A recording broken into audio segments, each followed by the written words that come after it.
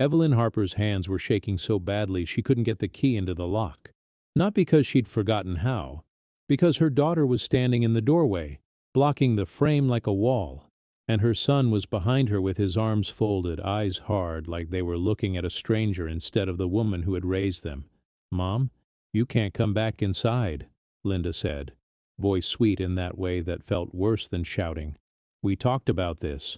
Evelyn stared at the brass doorknob.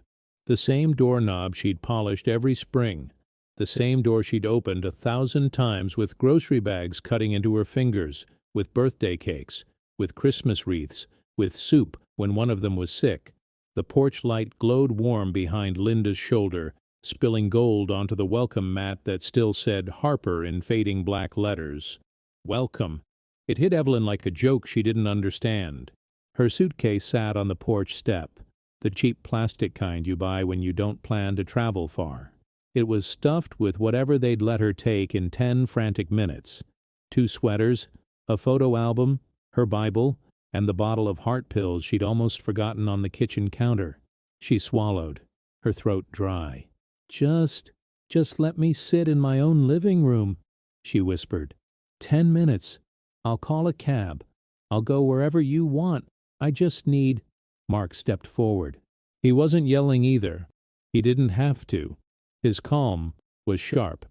"We already arranged a place for you," he said. "It's safer. You've been confused. You left the stove on twice this month." Evelyn blinked. She hadn't left the stove on. She'd made chicken and dumplings, and Linda had been on the phone the whole time. Not listening, not helping, just watching her like she was waiting for Evelyn to mess up. "That's not true," Evelyn said, but her voice came out small. Linda sighed, looking past Evelyn toward the street like she was embarrassed the neighbors might see. "Mom, don't make this harder." Harder. Evelyn's gaze slid to the front window. Behind the curtains she could see shapes. Furniture, shadows, the outline of the grandfather clock in the hallway. The clock had belonged to her father. It still chimed every hour, even after her husband died, even after the kids moved out, even after the house got quiet. A sound like a heartbeat. She'd slept under that roof for 42 years. She'd watched the maple in the yard grow from a skinny sapling into a tree big enough to shade the whole porch. She'd marked their heights on the pantry doorframe with pencil lines and dates. She'd cried in that kitchen when the doctor said cancer, then cried again when the doctor said remission, then cried the day her husband's heart finally gave out in aisle 7 at Kroger. And now her own children were telling her it wasn't her home anymore. A car passed slowly, headlights sweeping over them, and Evelyn felt exposed, like she was standing in the middle of the street with her life in a suitcase. She tried again. "Please, let me get my quilts, the ones my mother made. They're in the cedar chest upstairs." Linda's eyes flickered, just for a second. A crack in the mask. "The upstairs is packed," Linda said quickly. "We'll bring things later." Evelyn's stomach dropped. Upstairs. The word pulled a thread in her mind, one she hadn't touched in years. The attic, the narrow pull-down ladder in the hallway ceiling, the dust, the smell of old cardboard, the trunk she'd shoved into the far corner after the funeral, sealed with tape and guilt and silence. Linda shifted her weight, impatient. "The driver's here," she said, as if on cue. Evelyn turned her head and saw a white van idling at the curb. Not a cab, not a friend, a facility shuttle. The kind you see outside nursing homes. Her legs went weak. Mark lifted the suitcase like it weighed nothing. "Come on, Mom. Let's not do this on the porch." Evelyn didn't move. She looked at Linda, and she saw something she hadn't wanted to believe was real. Relief. Relief that Evelyn was leaving. Relief that the problem was being handled. Evelyn's chest tightened so fast she thought she might fall right there between the welcome mat and the suitcase. "Why?" she asked. One word. Barely a sound. Linda's face hardened. "Because you signed the papers." Evelyn's mind flashed to a stack of documents on Linda's kitchen table 2 weeks ago. "Just routine," Linda had said. "Insurance. Something in case you ever need help." Evelyn had trusted her. Evelyn's fingers curled around the strap of her purse. In the dark leather, her hand found the familiar edge of a small brass key, an attic key she'd kept separate for years, without really knowing why. She lifted her eyes to the second-floor window, the one that lined up with the attic crawl space. The curtain there was pulled back just a little, like someone had been peeking out. A shadow moved. Evelyn's breath caught. If her children had gone into the attic, into that trunk, then they didn't just want her out of the house. They wanted whatever she'd hidden up there. And suddenly, standing on the porch with the van waiting, Evelyn understood something that made her blood run cold. They weren't afraid she'd forget who she was. They were afraid she'd remember. Evelyn rode in the back of the van with her suitcase between her knees, the city lights of Dayton sliding past the window like she was watching someone else's life. The driver didn't talk much, just a polite ma'am and a radio turned low. Evelyn kept her hands folded on top of her purse, thumb rubbing the brass attic key through the leather like a worry stone. She'd lived in that neighborhood since before Linda and Mark were born, back when the houses still had swing sets and kids rode bikes until the streetlights blinked on, back when her husband, Robert, came home smelling like motor oil from the plant and kissed her forehead like she was the safest place in the world. In those days, the house wasn't just a building. It was a promise. Robert had made it with his own hands and a crew of friends on weekends. Evelyn had painted the nursery herself, pale yellow because she wanted the baby, Linda, to wake up to sunlight even on rainy days. When Mark came along 2 years later, Robert built a second bedroom and swore the mortgage would be gone before the kids hit high school. It took longer than that. Life always did. But Evelyn kept the promise anyway. She stretched every paycheck, clipped coupons, sewed Halloween costumes at the kitchen table, and filled the pantry even when the fridge was almost empty. When Robert's hours got cut, she cleaned offices at night. When Linda broke her arm, Evelyn slept in a chair by her hospital bed for 3 nights straight. When Mark got suspended for fighting, Evelyn sat with him on the back steps and told him quietly that anger wasn't strength. It was pain, looking for somewhere to land. She wasn't perfect. She snapped sometimes. She cried in the bathroom sometimes. But she stayed. After Robert died, the world narrowed. The house got too big, then too quiet. For a while, Evelyn thought the silence would swallow her whole. Then Linda had her first baby. That was the year the phone calls started again. That was the year Evelyn learned what it felt like to be needed in a different way. Diapers and daycare pickups, casseroles dropped off at 6 a.m. Wee little Ethan toddling through her living room with sticky hands, calling her Gigi like it was a crown. Evelyn held on to that, so when Linda started showing up more often in the last year, Evelyn wanted to believe it was love. Linda would stand in the kitchen with her laptop open, talking about planning and making things easier. Mark came by too, less often, usually in a rush, always checking his phone. They'd bring groceries. They'd take her to doctor appointments. They'd look at her mail and say, "Mom, you don't need to worry about this stuff anymore." At first it felt like relief. Then it started to feel like being erased. Linda replaced Evelyn's old flip phone with a smartphone and sighed every time Evelyn couldn't find the right button. Mark installed a camera doorbell for safety. Linda moved a folder of bills into her own bag and said she'd handle it. And then came the papers. 2 weeks ago, Linda had laid them out on the table like it was nothing. A neat stack, tabs, highlights, a pen already uncapped. "Just sign here, here, and here," Linda said. "It's a power of attorney, Mom. It's common. It just means I can help if you ever get sick." Evelyn had hesitated. She wasn't stupid. She'd worked her whole life. She knew what papers could do. But Linda was her daughter. Linda's hand had been on her shoulder, warm and familiar. Mark had been there too, nodding, making it feel like a family decision. "Mom," Mark said, "you've always taken care of us. Let us take care of you." Evelyn remembered thinking, maybe this is what it's supposed to look like. Maybe this is the part where you let go a little. So she signed. Now sitting in the van, she tried to replay the moment in her head, like rewinding a tape. Did she read everything? Did Linda flip pages too fast? Did the words say something different than what Linda said out loud? Her stomach churned. The van turned into a long driveway lined with trimmed bushes and a sign that read, Maple Grove Senior Living. Evelyn's mouth went dry. Inside, the air smelled like lemon cleaner and overcooked vegetables. A woman at the front desk smiled too brightly and called Evelyn sweetie. Someone handed her a clipboard. Someone else took her suitcase. Evelyn wanted to scream that she wasn't supposed to be here, that she could still drive, that she could still cook, that she still knew how to live in her own house. But when she opened her mouth, nothing came out.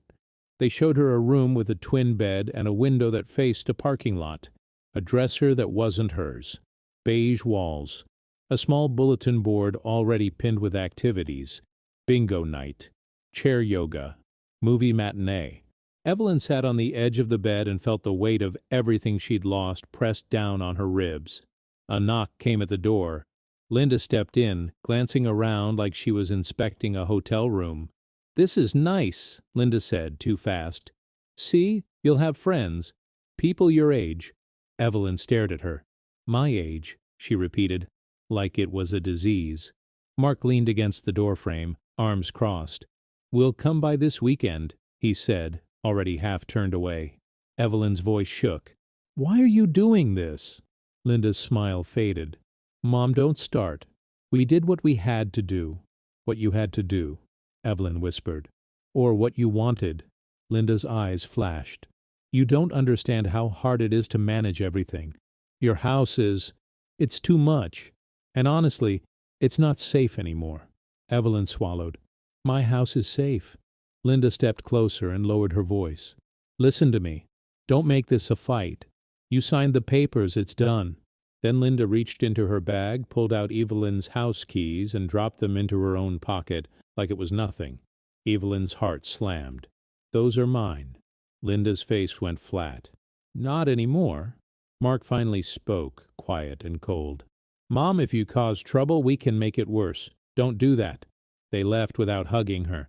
Evelyn sat alone on the bed, staring at the door after it closed. For a long time she didn't cry. She couldn't. Then her phone buzzed in her lap. A text from Ethan. "I'm at your house. They told me you moved. Gigi, something's wrong. The attic ladder is down." Evelyn read Ethan's text 3 times, the words blurring. "The attic ladder is down." Evelyn's hands went cold. Nobody went into her attic. Not in years. Not unless they were looking for something. She typed with stiff fingers. "Ethan, leave. Don't get in the middle. Please." A second later, bubbles appeared, then vanished, then appeared again. "No, I'm staying." "They're throwing stuff in trash bags. Mom says you wanted this. That's not you." Evelyn pressed the phone to her chest like it could hold her together. Outside her window, a couple walked slowly across the parking lot, holding hands. Evelyn watched them as if they were on a TV screen, a different world she couldn't step into. A nurse came by with a paper cup of pills and a practiced smile. "How we doing, Miss Evelyn?" Evelyn swallowed. "Can I go home?" she asked, like a child asking to go to the bathroom. The nurse's smile tightened. "Your family said it's best you settle in first. We'll talk to the director, okay? Settle in." Like her life was a suitcase you could unpack and forget. That night, Evelyn lay awake listening to the building breathe. Soft footsteps in the hallway. A television murmuring behind a neighbor's door. Someone coughing. The distant ding of an elevator. In the dark, her mind walked through her house room by room. The creak of the 3rd stair, the loose tile by the sink, the way the attic ladder shook when you pulled it down like it didn't want to open. She hadn't been up there since Robert's funeral, not because she couldn't, because she didn't want to. The attic held too many ghosts. In the morning, Linda called. Her voice was brisk, efficient. "Hi, Mom, just checking in. How was your first night?" Evelyn's throat tightened. "Ethan says the attic ladder is down." A pause. Too long. "Ethan shouldn't be at the house," Linda said. "I told him we're renovating." "Renovating," Evelyn repeated. She pictured trash bags. She pictured her quilts, her photos, her father's clock. "Mom," Linda said, tone sharpening. "Don't listen to a teenager. He exaggerates, and you need to focus on your health right now." Evelyn's voice came out low. "What are you doing to my things?" Linda exhaled as if Evelyn was being unreasonable. "We're sorting. You have too much. We're donating what you don't need." "What I don't need?"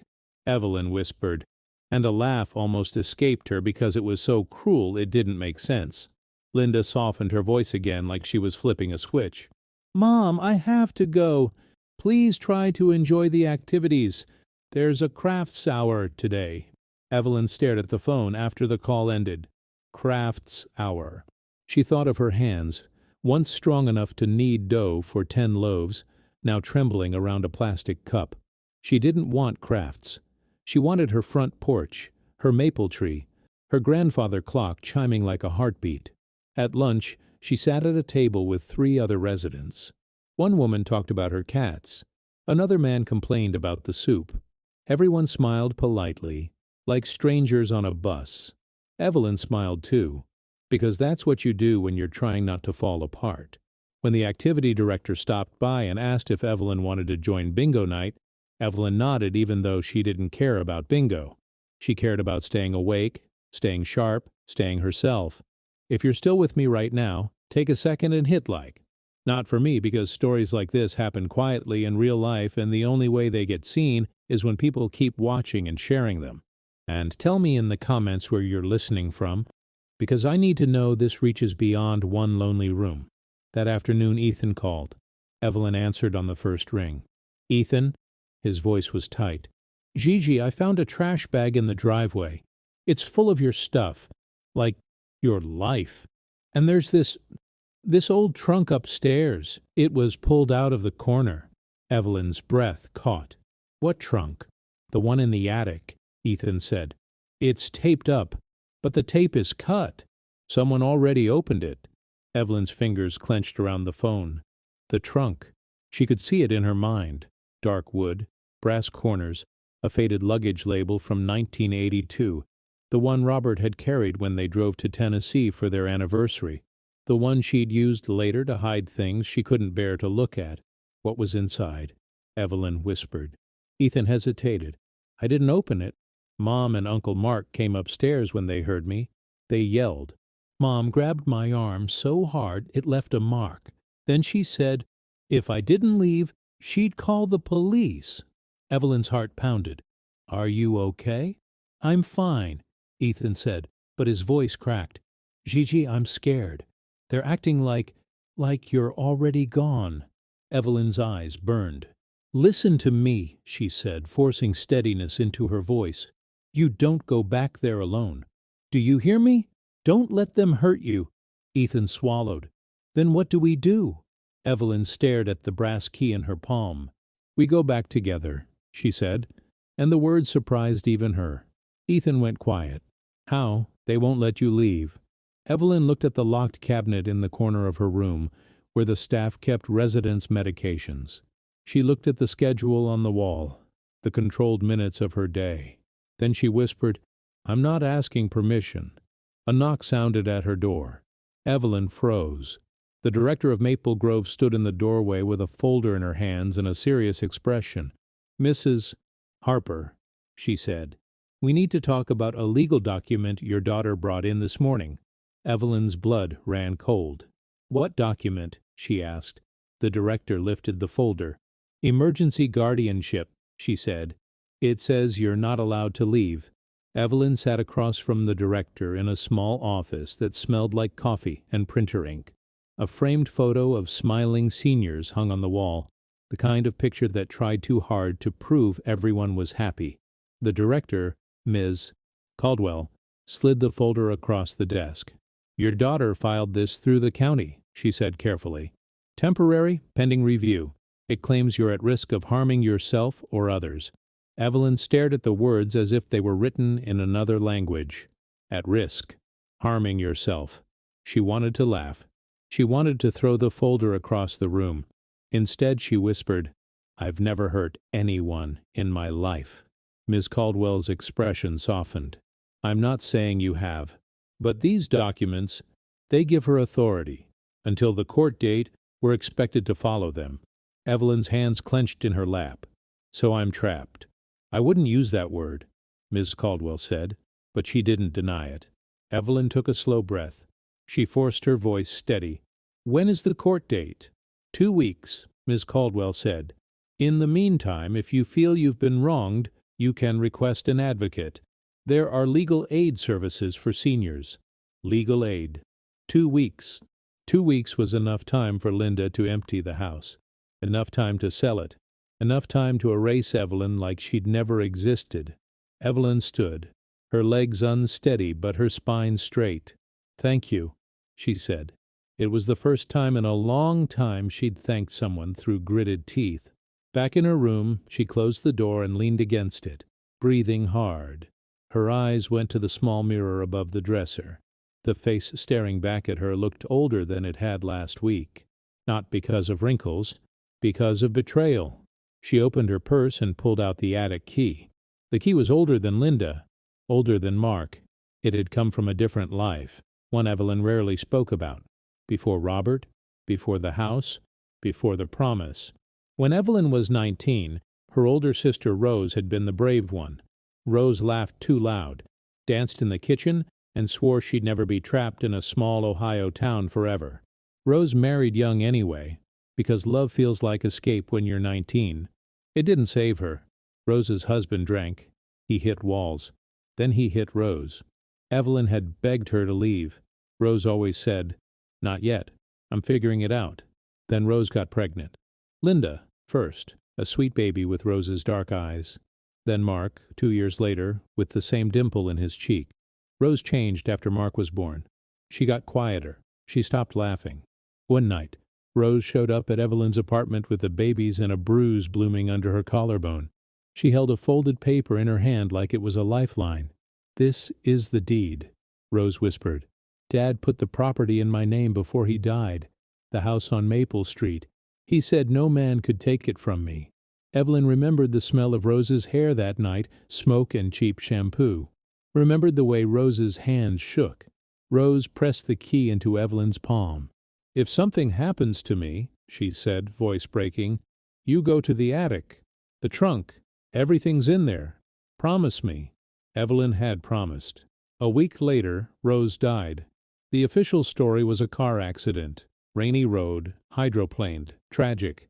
But Evelyn remembered the bruise, and the fear in Rose's eyes, and the way Rose's husband didn't cry at the funeral, just stared at the casket like he was waiting for someone to hand him a check.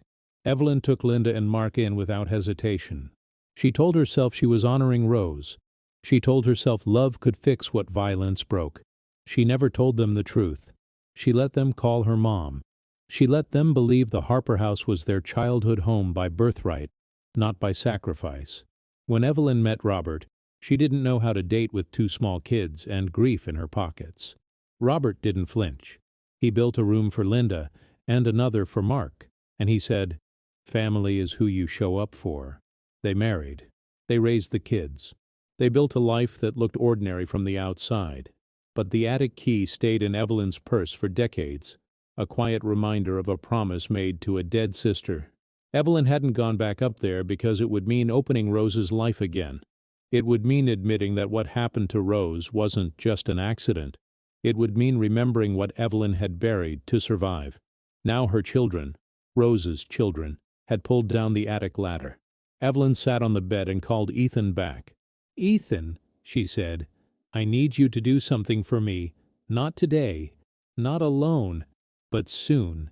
"I'm listening," he said, voice low, like he was already hiding. "You need to find a way to get me out of here for 1 hour," Evelyn said.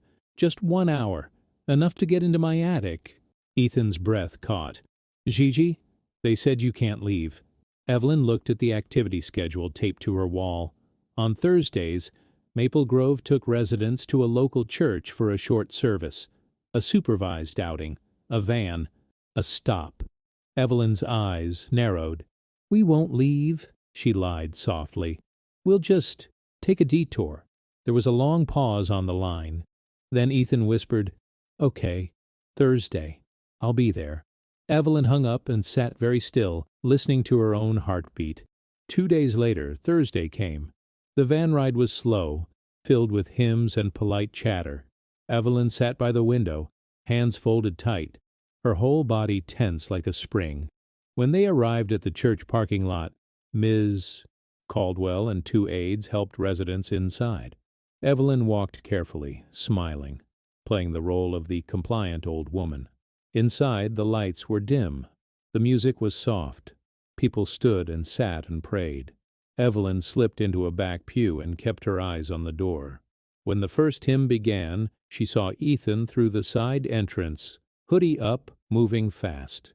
He slid into the pew beside her, eyes wide. "Gigi," he whispered. "I have the keys." Evelyn's mouth went dry. "Whose keys?" Ethan swallowed. "Mom's. I took them off the counter." Evelyn felt a sharp sting in her chest. Pride mixed with fear. The pastor's voice rose in prayer, covering the sound of Evelyn's whisper. "We have to be quick." They moved when the congregation stood again, blending into the flow, exiting through the side door. The cool air hit Evelyn's face like freedom. Ethan led her to his car, parked behind the building. As he started the engine, his hand shook. "Ethan," Evelyn said, gripping his arm, "if this goes wrong, you tell me now." Ethan looked at her, eyes wet. "It's already wrong," he said. "What they're doing to you, it's not right." Evelyn nodded once. Then she said the words that had been locked in her throat for years. "Then we're going to find out why." The car pulled onto the road, heading toward Evelyn's house. And when they turned onto her street, Evelyn's breath stopped. A moving truck was parked in her driveway, and her attic window was wide open. Ethan parked a block away, behind a row of bare winter trees. Evelyn sat in the passenger seat, staring at her own driveway like it belonged to someone else. The moving truck's ramp was down. 2 men carried boxes out of her front door. A roll of bubble wrap leaned against the porch railing. Her porch railing, painted white by Robert's hands. Evelyn's chest felt tight. "They're emptying it," she whispered. Ethan's jaw clenched. "We can't go through the front," he said. "Mom's there." Evelyn's eyes found the maple tree in her yard. Beneath it, a patch of fence was lower, the latch loose.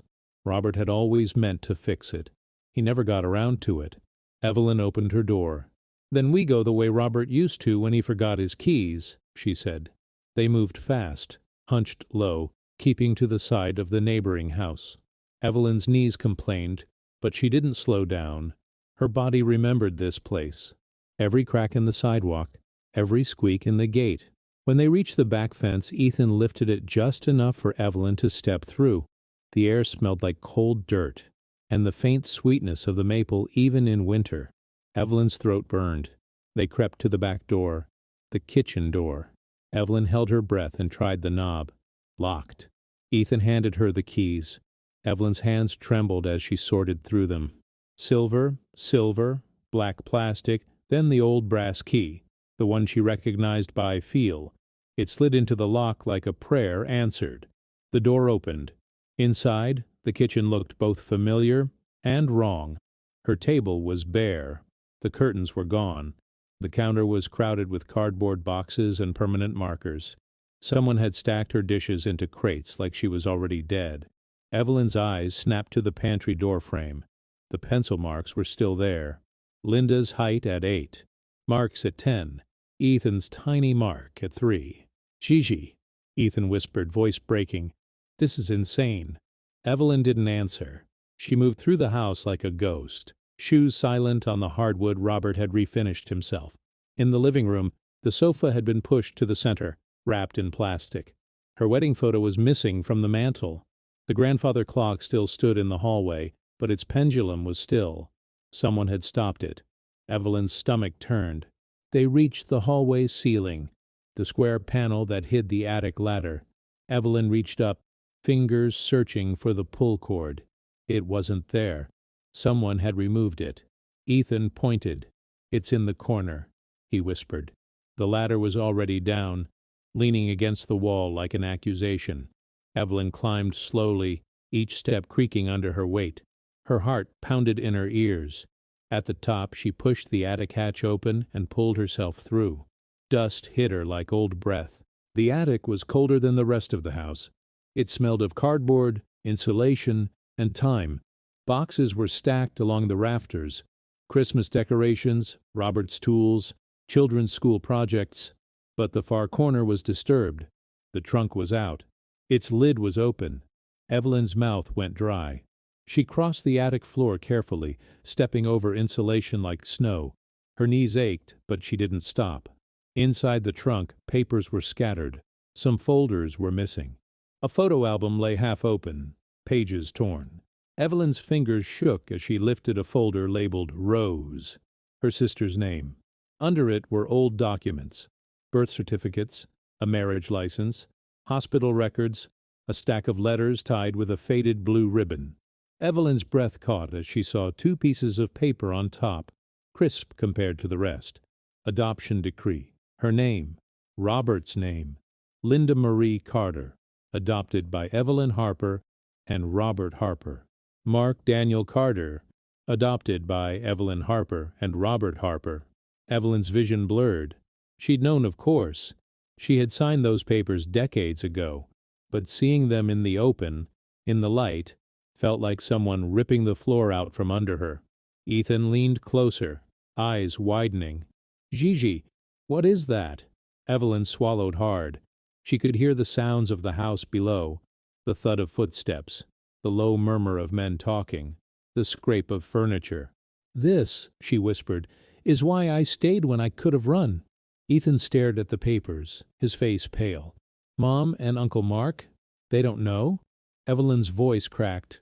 "I never told them." Ethan's eyes filled with tears. "Why?" Evelyn clenched the papers to her chest. "Because Rose asked me to keep them safe," she said. "And because sometimes the truth doesn't feel like love." She forced herself to keep looking. Under the adoption papers was a thick envelope sealed with wax. The stamp cracked from age. On the front, in Rose's handwriting, were the words, "If they ever turn on you, open this." Evelyn's fingers hovered over the envelope. Her heart hammered. Ethan whispered, "Open it." Evelyn broke the seal. Inside was a letter, folded carefully, and a second document, typed, official, stamped by a notary. Evelyn unfolded the letter first. Rose's handwriting was messy, rushed. "Evie, if you're reading this, it means my kids are grown and you're alone in the fight. I'm sorry. I prayed they'd be different. I prayed they'd remember what you gave them. But blood doesn't always—" Evelyn's throat tightened. She couldn't finish the line. Her eyes dropped to the typed document. At the top, it read, "Irrevocable Trust Agreement. Rose E. Carter Family Trust." Evelyn's pulse slammed. Ethan leaned in, whispering, "What does it mean?" Evelyn's eyes scanned the page, words jumping like they didn't want to be seen. Life estate for Evelyn Harper. Property at 118 Maple Street held in trust. Upon Evelyn's death, property to be transferred to. Evelyn froze. The line she needed was cut off. The bottom corner of the page was torn clean away. Someone had ripped it. Evelyn's breath shook. "They took the rest," she whispered. A heavy footstep sounded on the attic ladder. Someone was coming up. Evelyn grabbed the trust paper and Rose's letter and shoved them into her coat pocket. She snapped the trunk lid down as softly as she could, but the hinges creaked anyway. Old metal complaining. Ethan's eyes were huge. He mouthed, "What do we do?" The footstep on the ladder came again. Closer. The wood groaned. Evelyn looked around the attic. Nowhere to run. No door. No closet. Then she saw it. The narrow crawlspace behind the insulation wall on the left. The one Robert had used once to fix a leak. It was barely wide enough for a person. Evelyn pointed. Ethan nodded and moved first, prying the loose panel open just enough. They slid inside, pressing into the dark, dust in their mouths. Evelyn's breath sounded too loud. Her heart pounded so hard she was sure whoever climbed the ladder could hear it. A head appeared in the attic opening. Linda. Evelyn's stomach dropped. Linda climbed the last step and stood in the attic, her boots crunching on old insulation.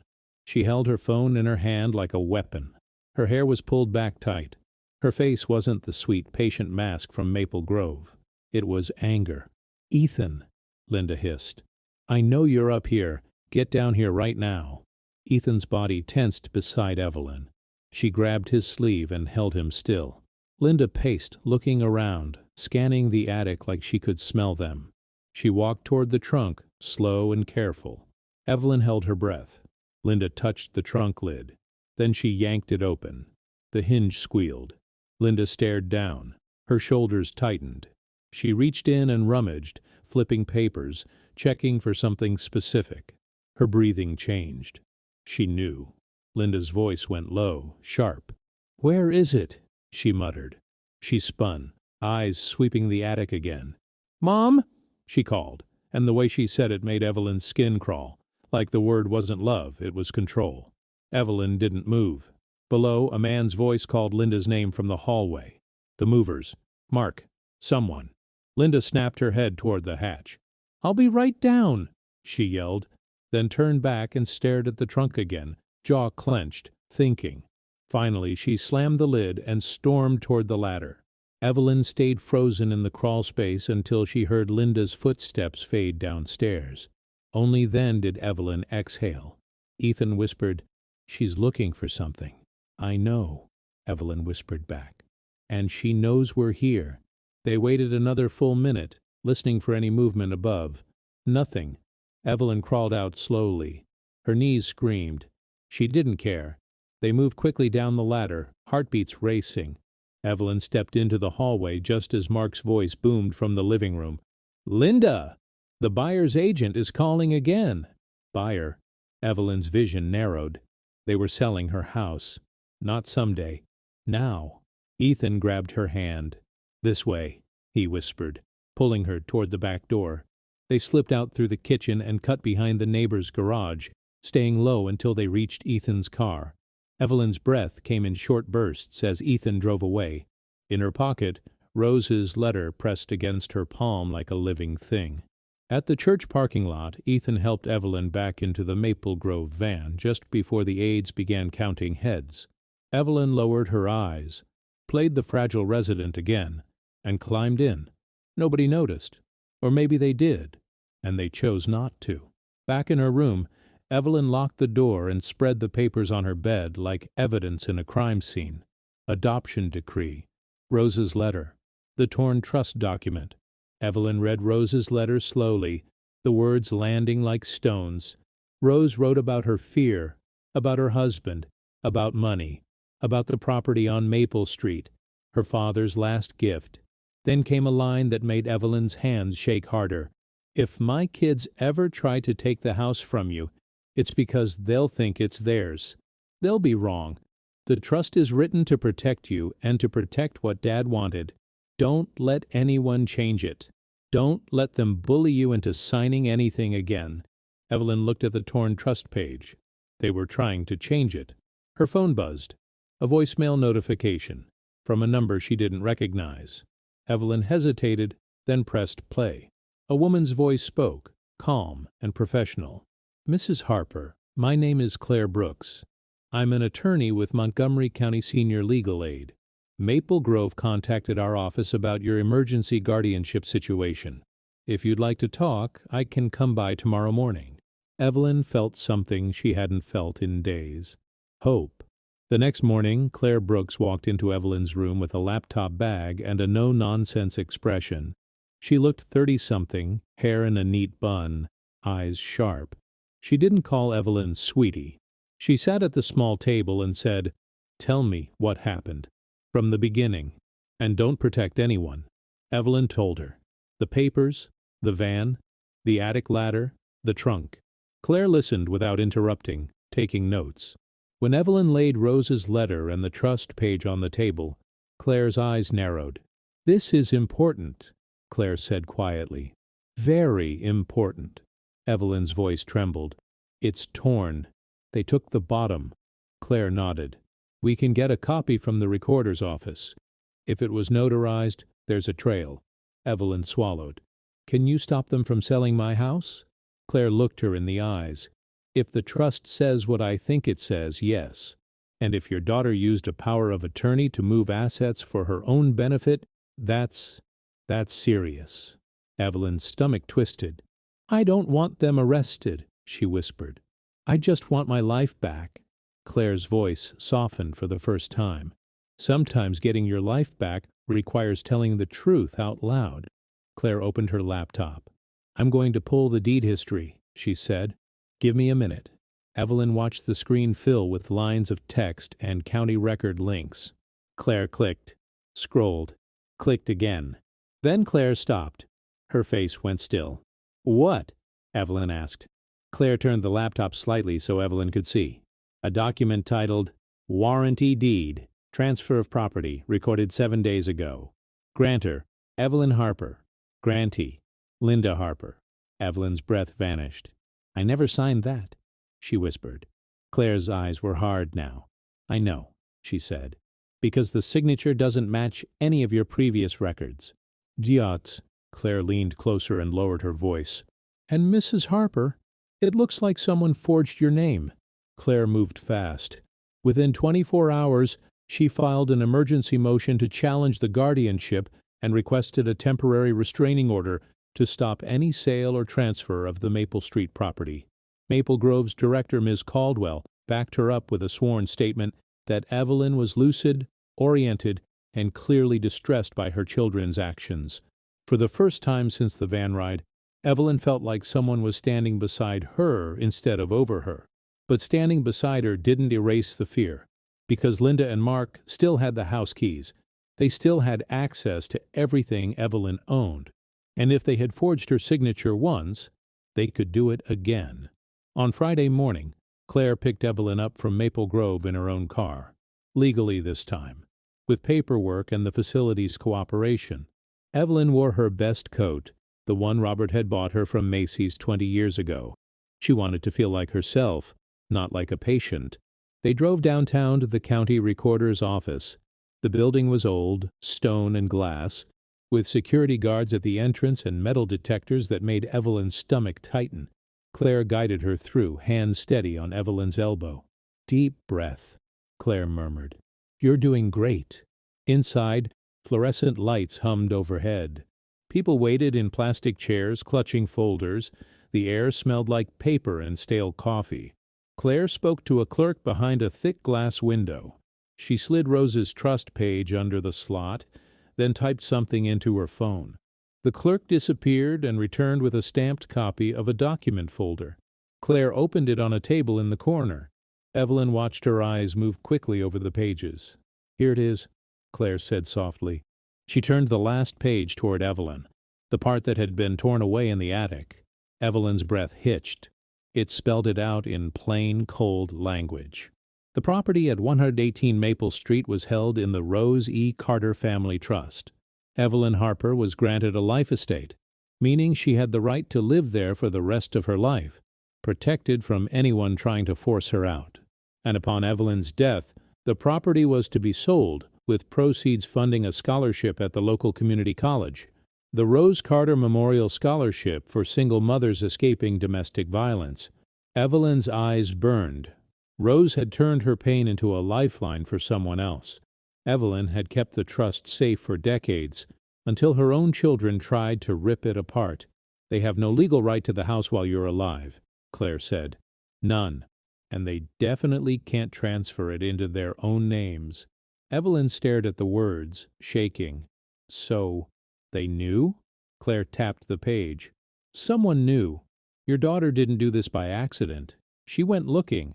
She found the trust. She tore the page because the beneficiary is not her." Evelyn's mouth tasted like metal.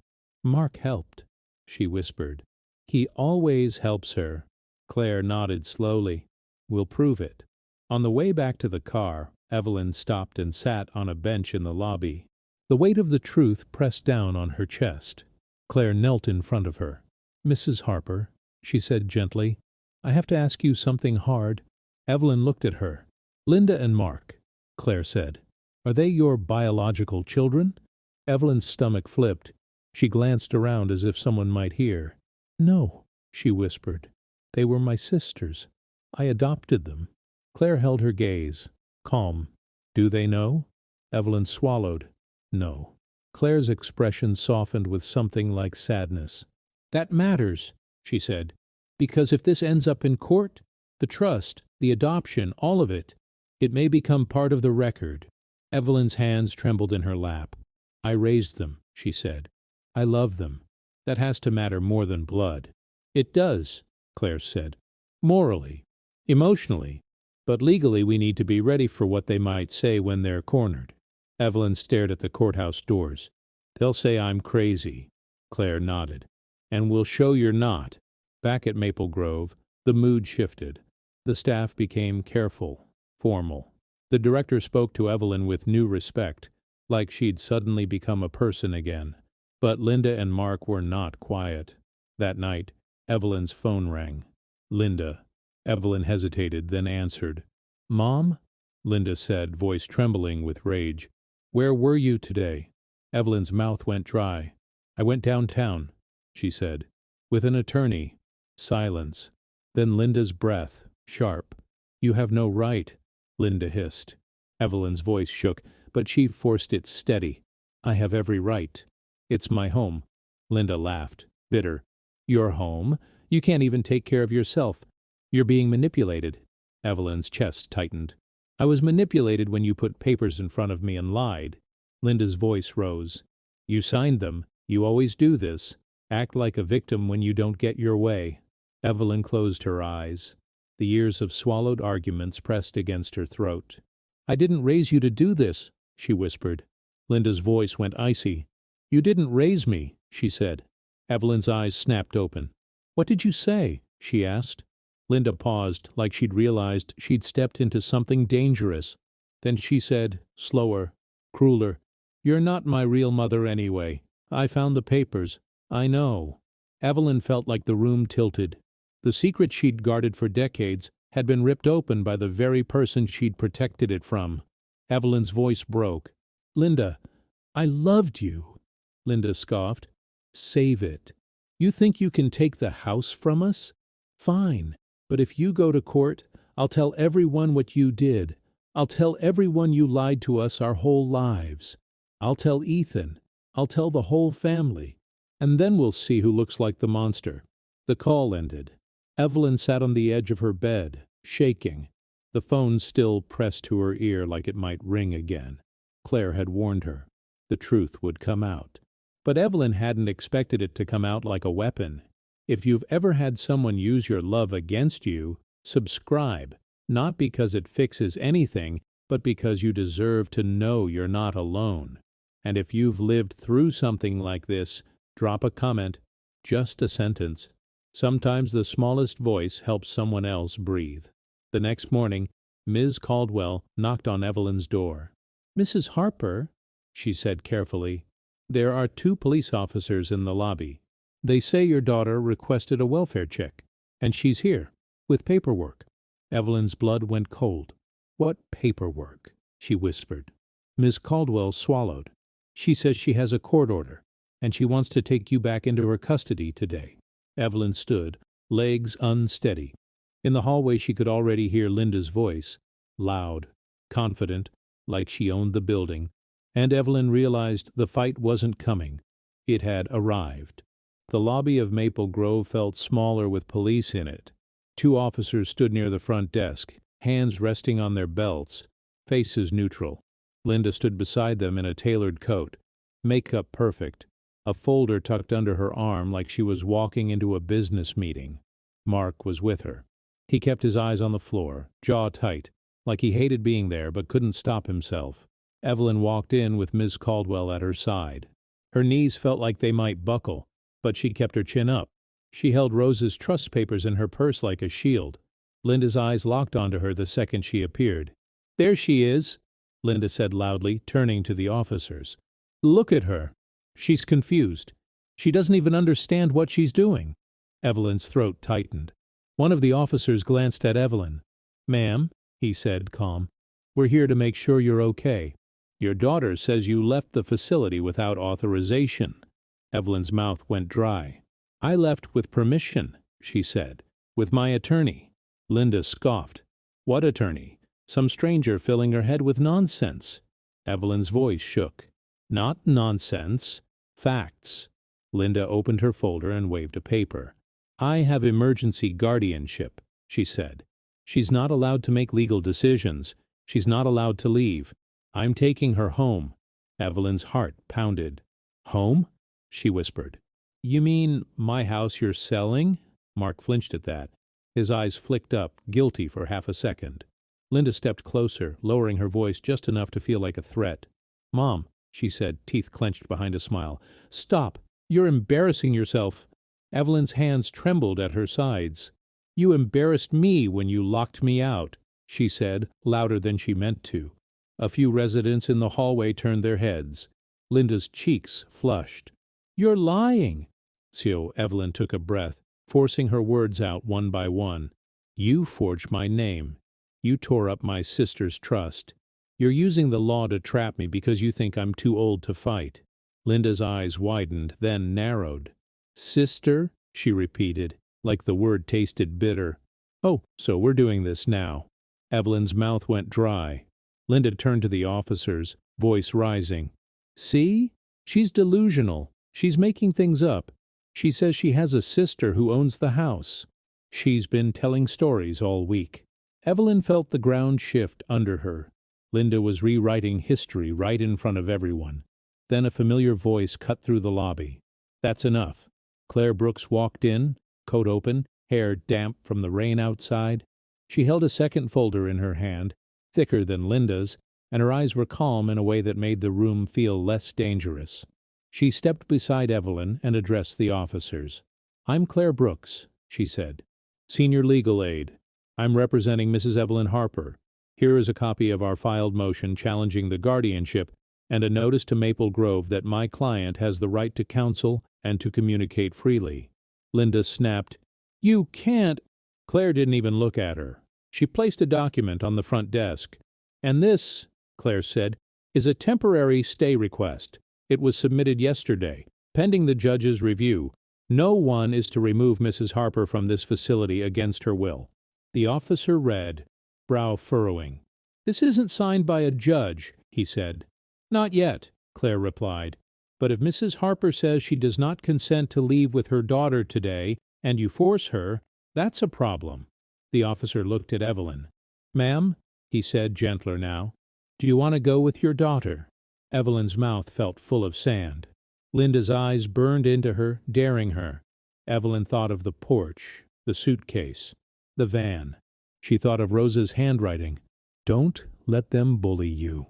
She lifted her chin. No, she said. The word came out steady. I do not. Linda's face twisted. You ungrateful. She started, then caught herself because the officers were watching. Mark finally spoke, voice low. Linda, stop. Linda shot him a look that could cut glass. The officers exchanged a glance. Okay, one said. Then there's nothing for us to do here today. This is a civil matter. Linda's composure cracked. So you're just going to leave her here? She demanded. The officer's voice stayed calm. Ma'am, you can address it in court. Linda stared at Evelyn, eyes wet with fury. Fine, she said softly. We'll do court. Then, as she walked out, she leaned close to Evelyn's ear and whispered, I hope you're ready to lose everything. Again, Mark followed, shoulders heavy, not meeting Evelyn's eyes. When the doors closed behind them, Evelyn's legs finally shook. Claire steadied her.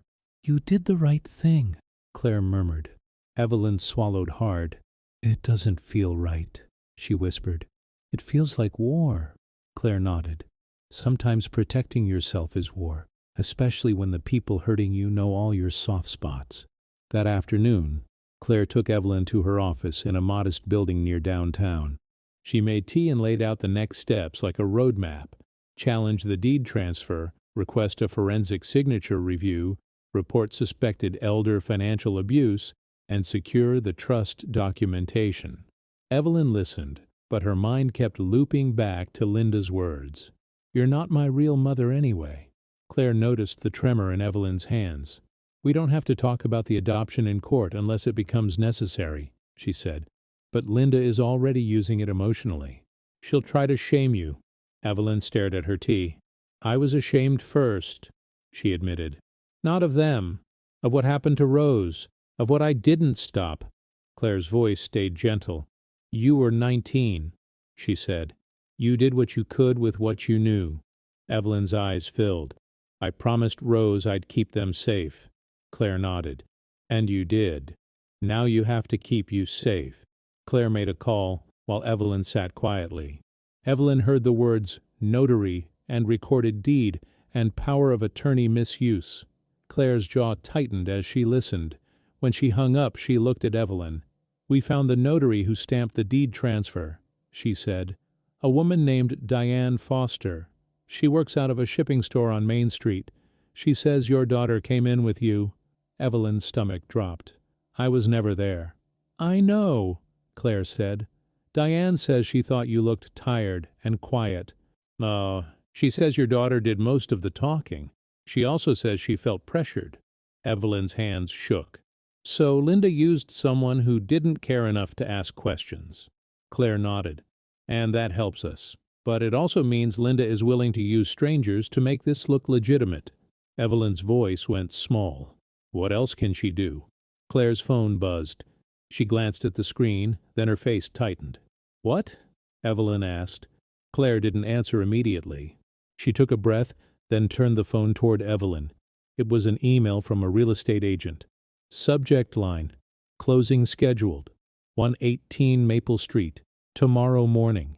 Evelyn's blood drained from her face. But you filed a stop, she whispered. Claire's eyes were hard. They're trying to push it through before a judge can intervene, she said. If they close tomorrow, we can still undo it, but it becomes a bigger fight. Evelyn's throat tightened. I can't watch them sell my life. Claire leaned forward. Then we don't watch, she said. We show up. Evelyn's hands trembled as she gripped the edge of the table. Show up where? Claire's voice was steady, focused.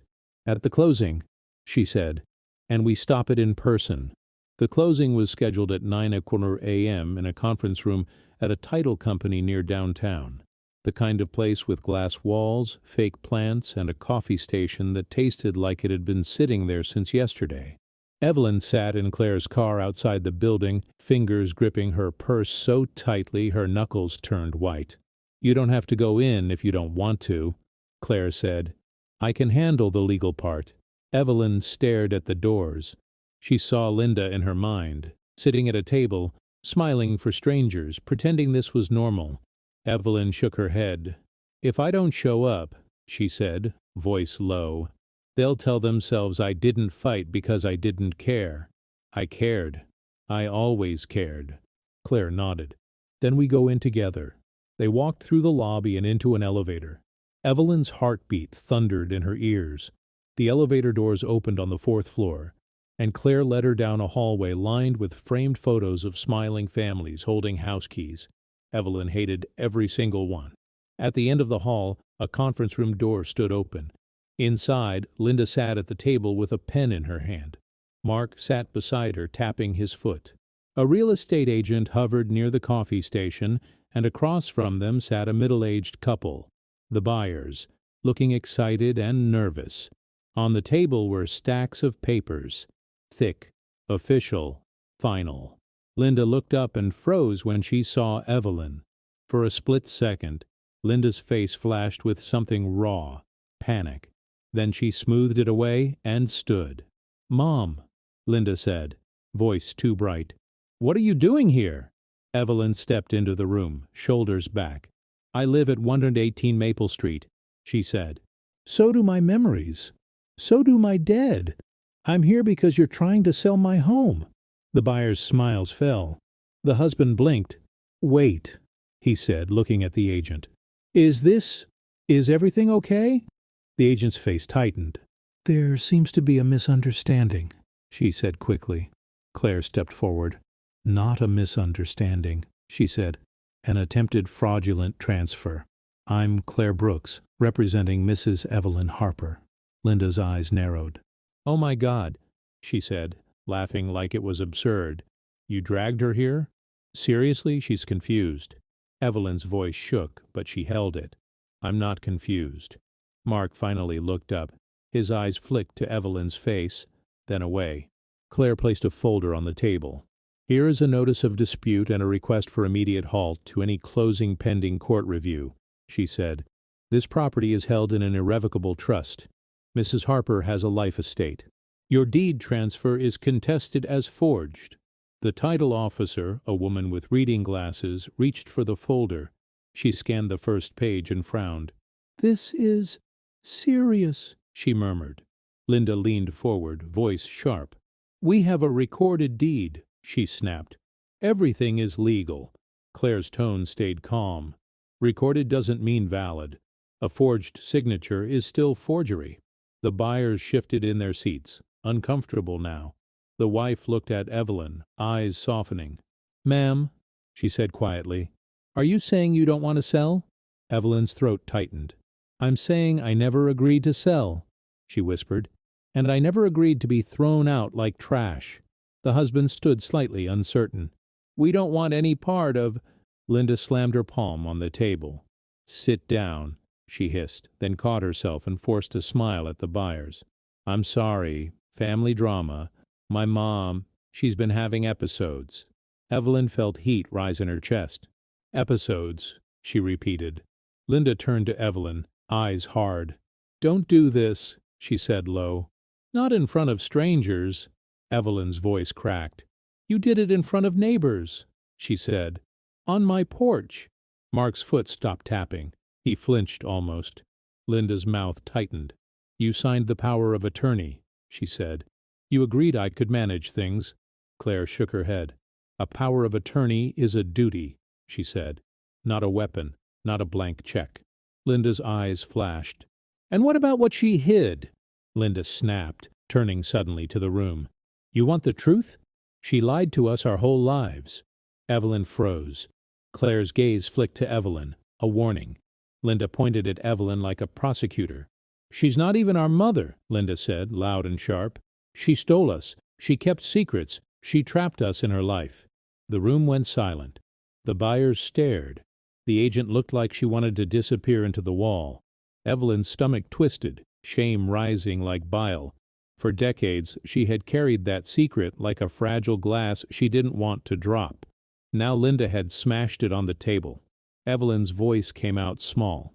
Linda! Linda's eyes were wet, but not with sadness, with fury.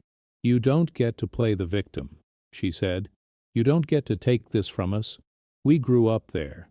That's our house. Evelyn's hands trembled. Claire touched her elbow, gentle. Evelyn looked around the room at the strangers who didn't know her story, strangers who might believe Linda. Then Evelyn did something she'd never done. She told the truth. I didn't steal you, Evelyn said, voice shaking but clear. Your mother was my sister, Rose. Linda's face twitched. Evelyn continued, each word heavy. Rose was scared. Rose was hurt. Rose begged me to keep you safe.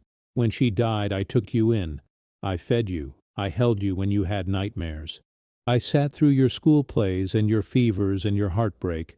I married Robert, and he loved you like his own because love is what we chose. Mark's eyes lifted, wide now, like a door in his mind had cracked open. Evelyn's throat tightened. I didn't tell you because I didn't want you to feel abandoned twice, she said. I didn't want you to carry Rose's pain. I carried it instead. Linda's lips parted, but she didn't speak. Evelyn's voice dropped, raw. And the house isn't a prize. It's a promise. It was protected in a trust so you couldn't be used by the same kind of man who hurt Rose. And I protected it. For decades. While you lived your lives. The title officer cleared her throat, trembling slightly. Mrs. Brooks, she said, if the property is held in trust, we cannot close without clearing that interest. Linda snapped. You're all overreacting. Claire's eyes stayed steady. It's not reaction, she said. It's procedure. And if you proceed after being notified, it exposes everyone here to liability. The buyers stood fully now. The husband shook his head. We're not doing this, he said. We're sorry, ma'am, he added to Evelyn, and his voice sounded sincere. We had no idea. The wife reached out and squeezed Evelyn's hand for a second. I hope you're okay, she whispered. They walked out. The agent followed. face pale. Linda stood there shaking, humiliated in front of strangers. Mark's shoulders sagged. The title officer gathered papers quickly as if the ink could burn her fingers. "This closing is postponed," she said, "indefinitely, until the dispute is resolved in court."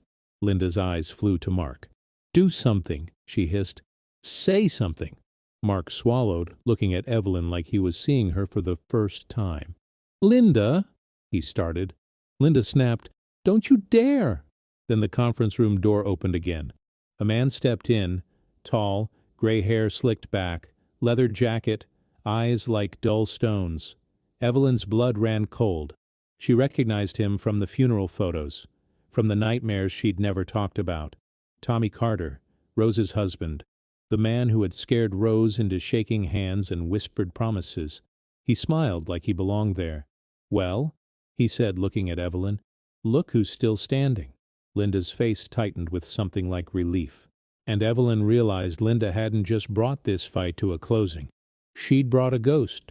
The moment Tommy Carter stepped into the room, the air changed. Claire's posture went rigid. Mark looked like all the blood had drained from his face. Linda's eyes flicked between Tommy and Evelyn like she was watching a plan unfold. Evelyn couldn't move. Tommy's gaze roamed over her slowly, taking in the gray hair, the tremor in her hands, the way she stood beside a younger attorney like a shield. "You got old," Tommy said, almost amused. Evelyn forced her voice to work. "You're not supposed to be here." Tommy chuckled. "Funny," he said. "I was thinking the same thing. That house belonged to my wife." Linda jumped in, fast. "It was my mother's sister," she said, eyes shining. "Rose Carter. And Tommy is her husband. So if there's a trust, it was built on their marriage. We're just trying to correct what Mom, Evelyn, did." Evelyn's stomach twisted at the way Linda said Evelyn, like she was stripping her of the right to be called Mom. Claire stepped forward. "Mr. Carter," she said, calm but firm, "you have no standing in this sale. The property is in an irrevocable trust with a named trustee. This is not a negotiation." Tommy leaned on the table, eyes locked on Evelyn. "You think you're safe because you have paperwork?" he asked. "Paper doesn't bleed.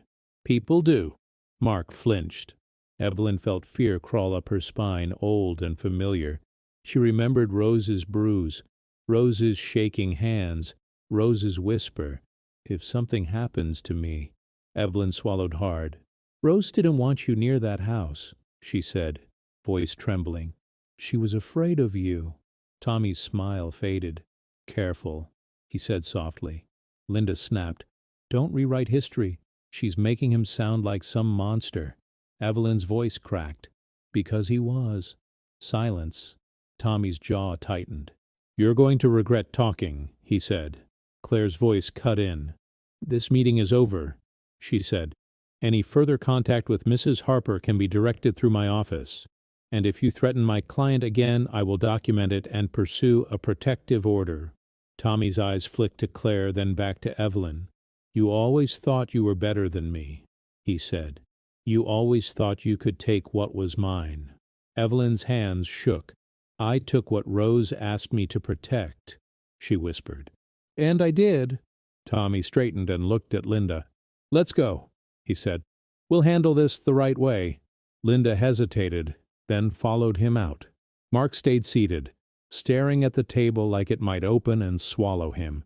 Evelyn's knees went weak. Claire steadied her, guiding her out of the room. In the elevator, Evelyn's breath came in short bursts. "He's going to hurt us," she whispered. Claire's voice was steady. "He's going to try," she said. "But fear isn't evidence. We need evidence." Evelyn swallowed. "Rose wrote things," she said suddenly. "She wrote about him. She wrote why she made the trust." Claire's eyes sharpened. "In a letter?" Evelyn shook her head. "More than a letter. She said there was a statement, an affidavit, something official. I remember because she said, 'If I ever disappear, this will prove why.'" Claire's jaw tightened. "Was it in the trunk?" Evelyn's chest tightened. "It might have been," she whispered. "But the trunk was already opened. Things were missing." Claire nodded slowly. Then we find what's missing. Outside the building, Mark caught up to them, breathless. "Mom," he said, the word falling out before he could stop it. Evelyn turned. Her eyes searched his face. Mark looked wrecked. "I didn't know about Tommy," he whispered. "I didn't. Linda said she found him on Facebook. She said he had rights and he could help us fight the trust." Evelyn's throat tightened. "You brought him into this," she said softly. Mark's eyes filled with shame. "I didn't think," he said. I thought the house was ours. I thought you were trying to punish us." Claire stepped between them slightly. "Mark," she said, "did you help your sister transfer the deed?" Mark's face crumpled. He didn't answer at first. Then he whispered, "I drove her to the notary." Evelyn's breath caught. The betrayal landed again, fresh. Mark's voice shook. "She told me you agreed. She told me you were losing it and we had to act fast. I believed her. I'm sorry." Evelyn stared at him, heart splitting in two directions at once, anger and grief, and something that still looked like love. Claire's voice was calm. "If you're sorry, help us fix it," she said. Mark swallowed hard. "How?" Evelyn spoke before Claire could. "Take me to the house," she said. Mark looked at her, startled. "What?" "The trunk," Evelyn said, voice steady now. "If Rose wrote an affidavit, it was in that trunk." Linda tore the trust page. "She'll burn the rest if she thinks it can hurt her." Claire nodded. "Mrs. Harper is right," she said. "We need to secure any remaining documents today, before they disappear." Mark's hands shook. "Linda will be there," he said. "And Tommy?" Evelyn's eyes hardened. "Then we go anyway," she said. "I've been afraid of him my whole life without ever meeting him. I'm done letting fear decide for me." They drove to Maple Street in Mark's car, Claire following behind. When they turned onto the block, Evelyn's stomach dropped again. The moving truck was gone. The front door was shut. The porch light was on, bright as an interrogation. Mark pulled into the driveway and sat for a second, breathing hard. "If she calls the cops," Claire's voice cut in from the passenger seat. "Let her," she said. "She has nothing to hide if she did nothing wrong." Mark got out first, keys in hand. Evelyn stepped out slowly, heart pounding. Mark unlocked the front door. Inside, the house was half empty. The living room looked stripped. The curtains were gone. The sofa was missing. The walls had pale rectangles where framed photos used to hang. Evelyn's throat burned. They moved toward the hallway. The attic ladder panel was closed now. Mark reached for the pull cord. There wasn't one. Evelyn's hands shook as she stood under the hatch. "They took it," she whispered. Claire's eyes narrowed. "Then we opened it another way." Mark climbed onto a chair and pushed the panel up with his hands, forcing it open. Dust rained down. He pulled the ladder down manually. It groaned. Evelyn started up, but Mark stopped her. "I'll go," he said, voice tight. "It's safer." Evelyn hated that he was right. Mark climbed into the attic. Seconds passed. Then Mark's voice called down, strained. "Claire, Mom, you need to see this." Claire climbed halfway up, peering into the attic. Evelyn looked up and saw smoke, thin, gray, and she heard the faint crackle of paper burning. Mark's voice broke. "Linda," he whispered, "what are you doing?" A woman's voice answered from the attic, sharp, frantic. "I'm fixing this," Linda snapped. "I'm fixing what she ruined." Mark surged forward in the attic, and Evelyn heard a frantic shuffle, a box tipping. Linda's breath coming fast. Evelyn didn't wait. She climbed the ladder as quickly as her legs would allow, ignoring the ache, ignoring the fear. Claire followed behind her, phone already in her hand. When Evelyn pulled herself into the attic, the scene in front of her felt like a nightmare made real. Linda was kneeling beside an open cardboard box, stuffing papers into a metal coffee can. A lighter was in her hand. The edge of a document was already blackened, curling with heat. A thin ribbon of smoke rose toward the rafters. Evelyn's voice ripped out of her. "Stop!" Linda froze, eyes wide, then snapped back into rage. "Get out!" she shouted. "You don't belong here!" Evelyn's hands shook as she stepped closer. "This is my house," she said, "and those are my sister's words. Put it down." Linda's face twisted. "Your sister," she spat. "You lied to us, and now you want to take everything?" Evelyn's throat burned. "I didn't take," she whispered. "I gave. I gave you a home when you had none." Mark stepped between them, voice cracking. "Linda, stop! You're burning evidence." Linda snapped her head toward him. "Oh, now you care?" she hissed. "You drove me to the notary, Mark. You helped me." Mark flinched. "I know," he whispered, "and I hate myself for it." Claire climbed into the attic and held up her phone. "Linda," she said, calm but sharp, "I'm recording. Put the documents down now." Linda's eyes flicked to the phone, then back to Evelyn. Her breathing was wild. "You're ruining my life," she said. Evelyn's voice cracked, raw. "You ruined mine first." For a terrifying second, Evelyn thought Linda might set the whole stack on fire just to win. Then Ethan's voice called from below. "Mom, stop!" Evelyn's heart slammed. Ethan climbed the ladder, eyes wide, face pale. He stepped into the attic and stared at Linda with disbelief. "You're burning Gigi's stuff," he whispered. "What is wrong with you?" Linda's face broke for half a second, a flash of shame, then hardened again. "This isn't your business," she snapped. "It is," Ethan said, tears in his eyes, "because you're hurting her, and you're making me watch." Evelyn reached for Ethan's hand. His fingers were cold. Evelyn stepped forward slowly. "Linda," she said, voice low, "I kept the truth because I didn't want you to feel abandoned twice. That was my mistake. But it doesn't excuse what you're doing now." Linda's jaw clenched. "You were always sad," she said, voice shaking. "Always looking at us like we were reminders." Evelyn flinched because it was partly true. "I was grieving," she whispered, "but I loved you anyway. I chose you every day." Mark's voice cracked. "Linda, please."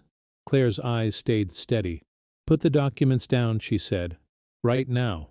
Linda's breath hitched. Her hand finally opened. The lighter dropped into the insulation with a dull thud.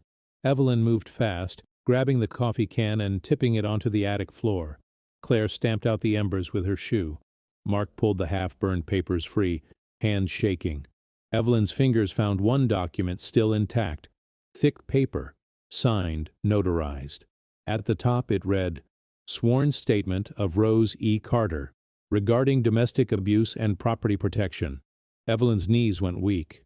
Rose had named Tommy. She had described the threats. She had explained the trust and why it existed. Evelyn pressed the statement to her chest, sobbing silently. Below them, a car door slammed outside. Footsteps pounded up the stairs. Tommy's voice boomed from the hallway. "Linda, open the damn door." Evelyn's blood ran cold. Claire didn't hesitate. She spoke into her phone, clear and fast. 911, this is Claire Brooks, attorney. We're at 118 Maple Street. We have threats and suspected elder financial abuse. Please send officers. Mark's face went white. "He's here," he whispered. Tommy's fist hit the attic hatch from below, rattling the ladder. "You think you can hide from me?" he yelled. Evelyn stood taller than she felt. "No," she whispered. "We're not hiding." When the police arrived, Tommy was escorted out after he threatened an officer and tried to push past Mark toward the attic. Linda sat on the front steps sobbing, repeating that she didn't mean for it to go this far. Evelyn stood in the doorway wrapped in a blanket, watching her family split open in the flashing lights. 2 days later, in a courtroom with hard wooden benches, Claire laid out the evidence: the forged deed, the improper notary, the power of attorney abuse, the baseless guardianship filing, the intact trust documents, and Rose's sworn statement.